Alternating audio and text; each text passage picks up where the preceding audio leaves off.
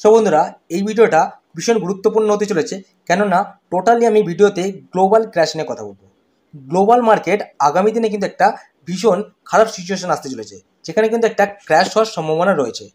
আমরা যদি bank of জাপানের দিকে দেখি, সেখানে কি দেখব, ব্যাংক অফ জাপান তাদের ইন্টারেস্ট বৃদ্ধি করেছে এবং ইন্টারেস্ট বৃদ্ধি করার জন্য তাদের যে বেঞ্চমার্ক নিকে, সেটে 225 পয়েন্ট অর্থাৎ 7% নিচে পড়ে যায় আগামী শুক্রবার দিন। এবং আজকে আমরা যদি দেখি, সেই নিকেই প্রায় 12.5% নিচে পড়েছে। এবং আমরা যদি গত 5 দিনের হিসেবে দেখি, তাহলে নিকেই প্রায় 29% নিচে পড়েছে। এখন যদি আমরা আমেরিকান মার্কেটের দেখি, তো আমেরিকান মার্কেটে দেখবো তাহলে ন্যাসড্যাকও একটা ভালো ধরনের পতন লক্ষ্য করা গেছে। ডাও জোন্স প্রায় 1.5% নিচে পড়েছে এবং S&P 500 সেইটাও অনেকটা নিচে পড়েছে। তার সঙ্গে সঙ্গে আমাদের ভারতীয় মার্কেট আজকে কিন্তু একটা ভালো ধরনের ক্র্যাশ হয়ে গেছে, অর্থাৎ 3.2%, 3.3% ব্যাংক নিফটি, সেন্সেক্স প্রত্যেকটা ইন্ডেক্স একটা ভালো ধরনের নিচে পড়ে গেছে এবং শেষে কিছুটা রিকভার করেছে। যদি আমরা গ্লোবাল সেন্টিমেন্ট দেখি, তাহলে কি দেখব, গ্লোবাল সেন্টিমেন্ট খুবই খারাপ। অর্থাৎ মার্কিন যুক্তরাষ্ট্রের সাম্প্রতিককালে প্রকাশিত অর্থনৈতিক যে ডেটা, তাতে কি দেখা যাচ্ছে যে মার্কিন অর্থনীতির অবস্থা খুবই খারাপ, যেখানে জিডিপি বৃদ্ধির হার কমে গেছে এবং বেকারত্বের হার বেড়ে গেছে। অর্থাৎ আনএমপ্লয়মেন্ট যে ডেটা এসেছে, সেখানে দেখতে পাচ্ছি যে 4.3% আনএমপ্লয়মেন্ট, যেখানে আগে ছিল 4.1%। এছাড়া কি আছে, উচ্চ মুদ্রাস্ফীতি অর্থাৎ রিসেশন খুব দ্রুত হারে বাড়ছে, যার ফলে জিনিসপত্রের দাম বেড়ে যাচ্ছে, সাধারণ মানুষের ক্রয় ক্ষমতা কমছে এবং এর প্রভাব পড়ছে কি কোম্পানিগুলোর উপর, এবং কোম্পানিগুলো মুনাফা কী করছে, হ্রাস পাচ্ছে, অর্থাৎ কোম্পানিগুলোর প্রফিট সেটা হ্রাস পেয়ে যাচ্ছে।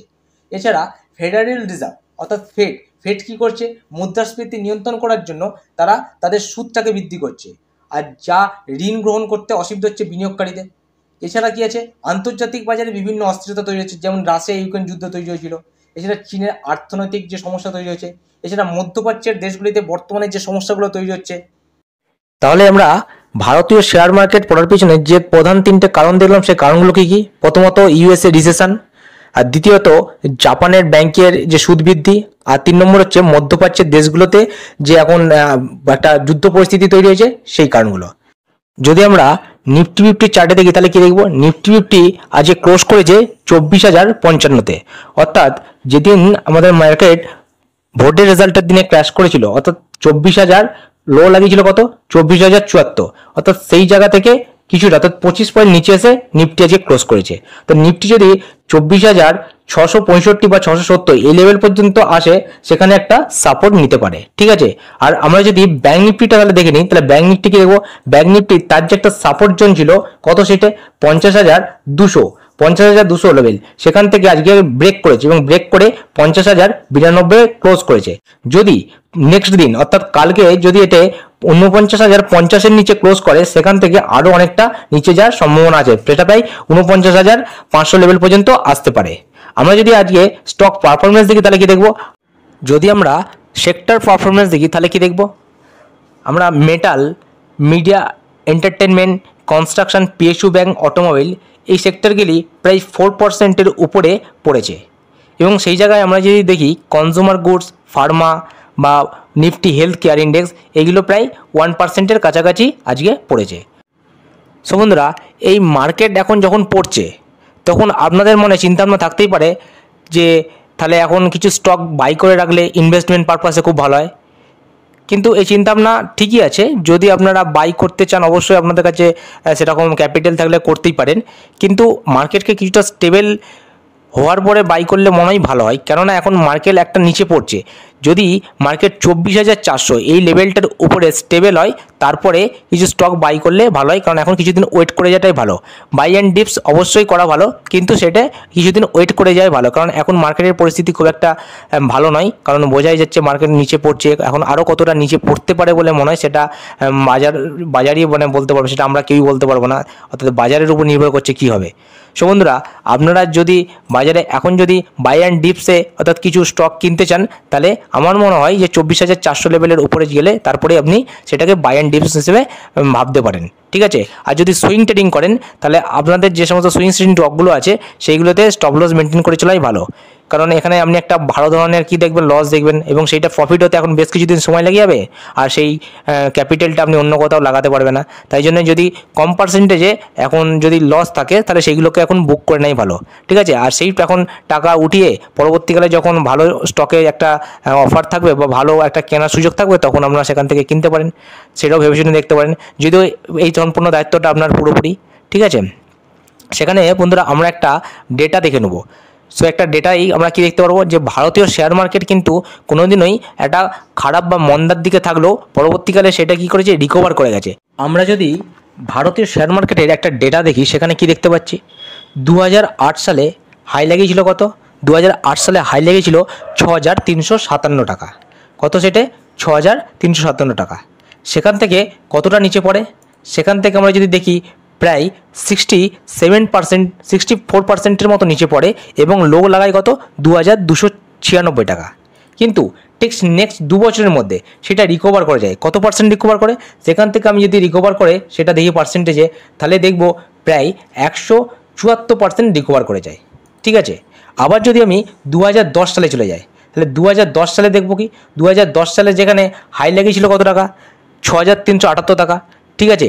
সেখান থেকে কত পার্সেন্ট নিচে পড়ে, সেখান থেকে আমি যদি এখানে দেখি প্রায় 28% নিচে পড়ে এবং প্রায় 3 থেকে 4 বছরের মধ্যে সেটা রিকভার করে যায় এবং রিকভার করে আবার কত পার্সেন্ট সেখানে প্রফিট দেয়, অর্থাৎ কত পার্সেন্ট মার্কেট যায়, সেখানে 98% মার্কেট চলে যায় এবং 8,901-এ চলে যায়, ঠিক আছে।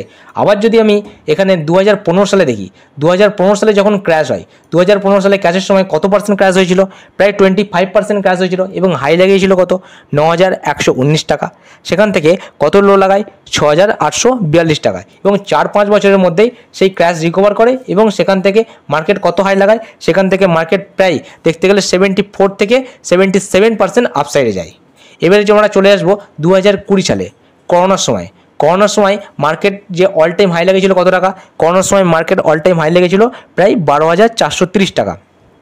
সেখান থেকে কত পার্সেন্ট নিচে পড়ে, সেখান থেকে যদি আমরা দেখি প্রায় 38 থেকে 39% নিচে পড়ে যায় মার্কেট এবং তার কিছুদিনের মধ্যে, প্রায় বলতে গেলে কতদিন, সেটা প্রায় 6 মাসের মধ্যে আমরা যদি দেখি 1.5 থেকে 2 বছরের মধ্যে, 1.5 থেকে 2 বছরের মধ্যে মার্কেট রিকভার করে যায় এবং রিকভার করে তার অল টাইম হাই লাগায় এবং সেটা কত পার্সেন্ট, সেইটা প্রায় 148 থেকে 154% উপরে যায়, কেমন। এছাড়া তারপরে যদি আমরা নেক্সট ডেটা দেখি কি, 2021 সালে, 2021 সাল ঠিক এই জায়গায় মার্কেট কতটা নিচে পড়ে, এখান থেকে আমরা যদি দেখে নিই মার্কেট প্রায় ওখান থেকে নিচে পড়ে প্রায় 18%-এর মতো এবং লো লাগায় কত, 15,177 এবং হাই লেগেছিল যেখানে 18,604। সেখান থেকে 6 মাসের মধ্যে রিকভার করে যায় এবং রিকভার করে গিয়ে কত পার্সেন্ট উপরে যায়, সেখান থেকে রিকভার করে গিয়ে উপরে যায় যদি আমরা দেখি তাহলে প্রায় 24% উপরে যায়, ঠিক আছে। ঠিকভাবে 2022 সালে যদি দেখি, 2022 সালে তার অল টাইম হাই থেকে কত পার্সেন্ট নিচে পড়ে, 2022 সালে তার অল টাইম হাই থেকে প্রায় বলতে গেলে 12%-এর মতো নিচে পড়ে এবং সেখান থেকে বেশ কিছুদিনের মধ্যে তার অল টাইম হাই লাগায় প্রায় 44% উপরে যায়, ঠিক আছে। তাহলে আমরা যে এখানে নিফটির ডেটা দেখছি সেখানে কি দেখতে পাচ্ছি যে ভারতীয় শেয়ার বাজার যদি 50% পড়ে সেখান থেকে 100% রিকভার করার তার ক্ষমতা রাখছে, ঠিক আছে। এটা আমরা দেখে বুঝতে পারি। সো যদিও কোনো কারণে ভারতীয় শেয়ার মার্কেট এখন নিচে পড়ে তাতে ভয় পাওয়ার কিছু নেই বলে পুরোনো ডেটা মনে করিয়ে দিচ্ছে। অতএব আপনারা যদি ইনভেস্টিং পারপাসে কোনো শেয়ার বা স্টককে কিনে রাখেন তাহলে সেখানে ভয় পাওয়ার কোনো কারণ নেই। যদিও স্মল ক্যাপ এবং মিড ক্যাপ অনেকটাই প্রায় হাই লাগিয়ে দিয়েছে, সেখানে ভয় পাওয়ার কিছু নেই, কারণ সেগুলো নিচে পড়লেও আবার সেগুলো প্রাইস ট্রেন্ড দেখিয়ে উপরে যাওয়ার সম্ভাবনা অনেকটাই থাকে। আর যদি আপনারা সুইং ট্রেডিং করেন, সেটা আগেই বলেছি, সুইং ট্রেডিং করলে সেখানে আপনাদের লস অবশ্যই রিকভার করবেন বা লসকে অবশ্যই কাট করার চেষ্টা করবেন, কারণ যদি আপনার কাছে ক্যাপিটাল থাকে তাহলে সেই ক্যাপিটালকে আবার পরবর্তীকালে যখন বাইংয়ের অপরচুনিটি আসবে সেখানে আপনারা সেই ক্যাপিটালকে লাগিয়ে ভালো শেয়ার কিনতে পারবেন এবং সেখান থেকে ভালো ধরনের একটা প্রফিট জেনারেট করতে পারবেন যেটা আপনার লস হয়েছে। সো বন্ধুরা, পুরো ডিসিশনটা যদিও আপনাদের বা আপনারা নিজেদের ডিসিশন অনুসারে আপনারা কাজ করতে পারেন। এটা আমার যেটা বাজার চলছে বর্তমানে সেই হিসাবে আপনাকে বলার চেষ্টা করলাম যেটা হতে পারে বা এরকম করলে ভালো হয়, ঠিক আছে। সো বন্ধুরা, এই ভিডিওটি কেমন লাগলো অবশ্যই শেয়ার করে জানাবেন, আর যদি ভিডিওটি ভালো লাগে একটা লাইক করবেন, আর এরকম ইনফরমেটিভ ভিডিও পেতে আমাদের চ্যানেলটিকে সাবস্ক্রাইব করে রাখবেন। সো দেখা হচ্ছে নেক্সট ভিডিওতে। ভালো থাকবেন, সুস্থ থাকবেন, ধন্যবাদ।